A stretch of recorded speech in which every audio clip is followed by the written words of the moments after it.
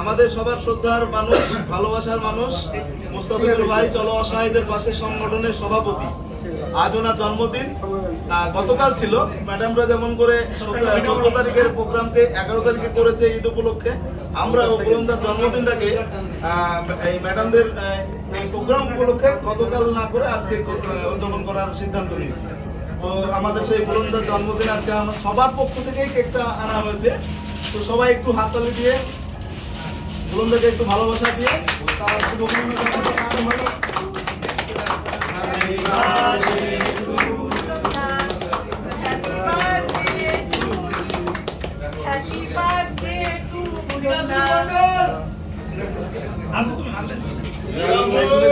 চলে যাবে।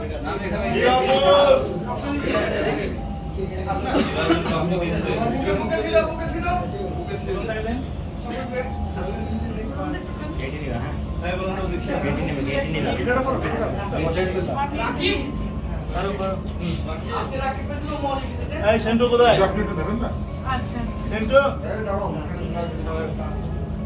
আচ্ছা বেটার ছবিগুলো তুলতে হয়, বেটার ভিডিওটা নেই তো কি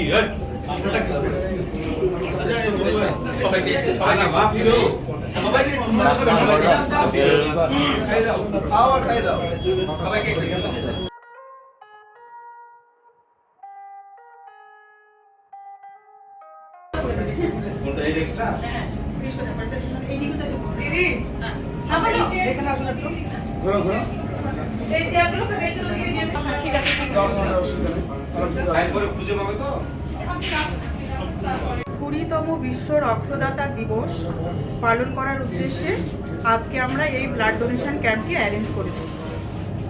প্রতি বছর 14ই জুন, প্রথমে আমি বলে নিই, 14ই জুন হচ্ছে ওয়ার্ল্ড ব্লাড ডোনার ডে, কিন্তু কোরবানির ঈদের জন্য আমরা ডোনার পাবো না বলে সেটা 11ই জুন আমরা করেছি।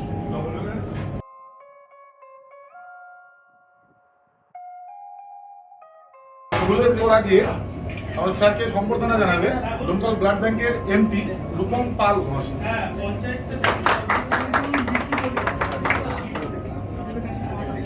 এবারে মোমেন্টকে সম্মাননা জ্ঞাপন করবেন আমাদের দমকল ব্লাড ব্যাংকের এমপি বিবেকানন্দ মহাপাত্র।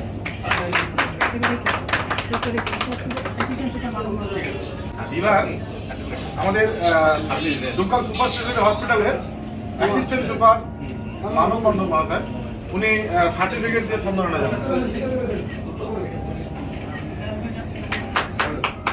ভালো লাগছে আমার। আর আমাদের এটা করার একটা উদ্দেশ্য আছে, আমরা যারা হাসপাতালে কর্মরত সবসময় আমরা কিন্তু রুগীদের যে অসুবিধার কথা সেটা আমরা নিজের চোখে একদম ভেতর থেকে অনুভব করি। জনসচেতনতার একটা অভাব আছে। একটি রক্ত কিন্তু 3টি প্রাণীকে, মানুষকে বাঁচাতে পারে।